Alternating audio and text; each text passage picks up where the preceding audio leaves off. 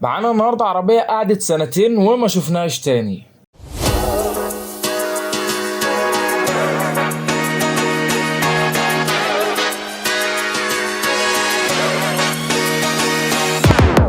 السلام عليكم ورحمة الله وبركاته، ازيك عامل ايه؟ يا رب تكون بخير. انا عمرو مجدي، وفي الفيديو ده هعرفك على جيلي ايميجراند اكس 7. جيلي اكس 7 عربية بتصنف كومباكت كروس اوفر مدمجة، والعربية متوفرة في فئة واحدة ومتوفرة في مصر بموديل 2019 و2020، ومتوسط سعر العربية 750 ألف جنيه. التصميم الخارجي للعربية شكله مش وحش، بالعكس ده ليه واجهة وشكل واضح، لان اي حد هيشوفها هيعرف انها جيلي، خاصة ان معظم العربيات الصيني ما بيبقاش ليها لوك مميز. وش العربية مميز بالشبكة المميزة الجيلي، وفوانيس امامية ضخمة، والفوانيس الامامية مش LED. جنب العربية بيحسسك ان العربية دي ضخمة قوي وعالية عن الارض. والظهر بتاعها مميز قوي بالفوانيس LED الكبيرة المستوحاة من تصميمات عربيات فولفو الكروس اوفر. العربية من جوه بقى بتتميز بتصميم بسيط للتابلو، وخامات جلد وبلاستيك كويسة جدا، وتقفيل جيد. العربية بتقدم لك شوية دلع، منهم دخول وتشغيل بدون مفتاح، وعجلة قيادة كبيرة ومتعددة الوظائف، وعداد ديجيتال، وشاشة 9 بوصة. مساحات الركوب في العربية ممتازة، المساحة الأمامية ممتازة تقدر توصل فيها للوضعية اللي تريحك، وكمان المساحة الخلفية واسعة جدا تاخد 3 أشخاص مرتاحين قوي.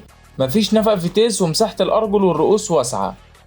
مساحات التخزين جوه العربية جيدة، ومساحة الشنطة الخلفية حوالي 580 لتر، وكمان تقدر تقفل الكنبة وتزود المساحة دي. مساحات الرؤية كبيرة وكويسة جدا، مفيش نقط عامية تعوق للرؤية. ونتكلم بقى عن منظومة الحركة في العربية. العربية فيها موتور 4 سلندر 1300 سي سي تيربو، بيطلع قوة 131 حصان وعزم 185 نيوتن متر، والموتور متوصل بفتيس CVT. والعربية بدفع أمام العجلات. أرقام الأداء من 0 ل 100 حوالي 10 ثواني، والسرعة القصوى حوالي 170 كيلومتر، ومتوسط استهلاك البنزين في العربية 9 لتر لكل 100 كيلومتر. أداء الموتور والفتيس مع بعض بيقدموا تجربة قيادة هادية عادية بتاعت استخدام يومي. العربية مش بتاعت جري وغرز والكلام ده، العربية مايلة للاستخدام اليومي.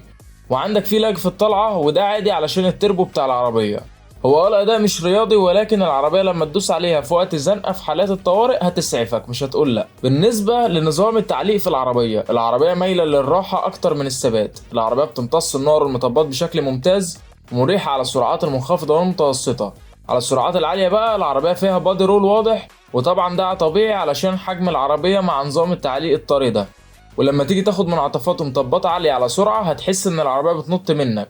واصلا العربيه زي ما قلنا مش بتاعه رياضيه، بتاعه استخدام يومي ومشاوير عائليه. العزل في العربيه تقدر تقول مقبول، هتسمع صوت الموتور بشكل واضح جدا، مع العلم ان الموتور صوته مش حلو اصلا.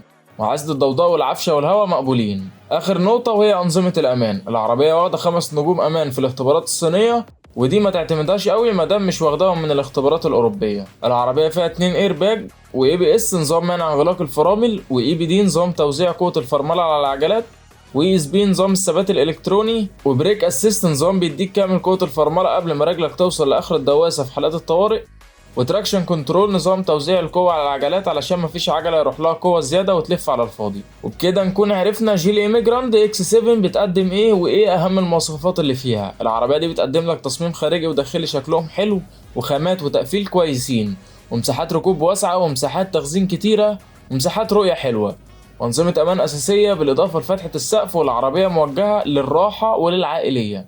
عيوب جيلي ايميجراند اكس 7: العربية ما فيهاش فوانيس أمامية LED، استهلاك البنزين عالي فيها شوية، مع العلم إن منظومة القوة دي المفروض تديك اقتصادية في استهلاك البنزين. عزل الصوت مش حلو، ثبات العربية على السرعات العالية مش حلو قوي لو انت بتجري وتاخد ملفات على سرعة، وإعادة البيع في العربية ديت صعبة شوية، وقطع غيار العربية غالية ونادرا لما هتلاقيها. وفي الختام شكرا ليك على المتابعة، اتمنى تكون استفدت من الفيديو. ما تنساش تتابعني على يوتيوب وفيسبوك وتيك توك، هسيب لك اللينكات في الوصف. كمان ما تنساش تسيب لي رأيك عن العربية في التعليقات، وكمان لو في عربية عايز نراجعها سيب لي اسمها في تعليق. مع السلامة.